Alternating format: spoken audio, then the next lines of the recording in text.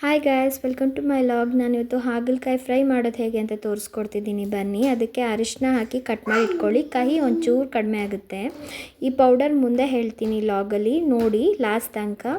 ಎಣ್ಣೆ ಹಾಕ್ಕೊಂಡು ಫ್ರೈ ಮಾಡ್ಕೊಂಡಿದ್ದೀನಿ. ಫ್ರೈ ಆದ ನಂತರ ನಾನು ಅದೇ ಎಣ್ಣೆಗೆ ಈರುಳ್ಳಿ ಸಾಸಿವೆ, ಜೀರಿಗೆ, ಉದ್ದಿನಬೇಳೆ ಹಾಕಿ ಫ್ರೈ ಮಾಡಿಕೊಂಡು ಆಮೇಲೆ ಆನಿಯನ್ ಹಾಕ್ಕೊಂಡಿದ್ದೀನಿ. ಆ ಟೊಮೆಟೊನ ಸಾಫ್ಟ್ ಆಗೋ ತನಕ ಫ್ರೈ ಮಾಡ್ಕೊಂಡ್ಮೇಲೆ ಇದನ್ನು ಹಾಕ್ಕೊಂಡು ಕ್ಲೀನಾಗಿ ಫ್ರೈ ಮಾಡ್ಕೊಳ್ಳಿ. ಅದರಿಂದ 50% ಅಷ್ಟು ಕಹಿ ಹೋಗುತ್ತೆ. ಅರಿಶಿನ ಹಾಕ್ಕೊಳ್ಳಿ.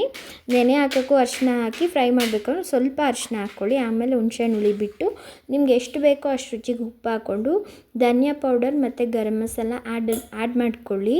ಅದಾದ ನಂತರ ಸಾಂಬಾರು ಪೌಡರ್ ನಾನು ಮನೆಯಲ್ಲೇ ಯೂಸ್ ಮಾಡಿರೋದು ಹಾಕ್ಕೊಂಡಿದ್ದೀನಿ.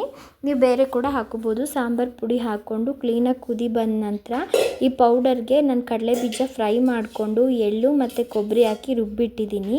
ಸೊ ಅದನ್ನು ಮಿಕ್ಸ್ ಮಾಡಿಕೊಂಡು ಸ್ವಲ್ಪ ಅರಿಶಿನ ಹಾಕ್ಕೊಂಡು ಸ್ವಲ್ಪ ಖಾರದ ಪುಡಿ ಹಾಕ್ಕೊಂಡು ಕುದಿಸ್ಕೊಳ್ಳಿ. ತುಂಬಾ ಚೆನ್ನಾಗಿರುತ್ತೆ. ಟ್ರೈ ಮಾಡಿ. Thank you.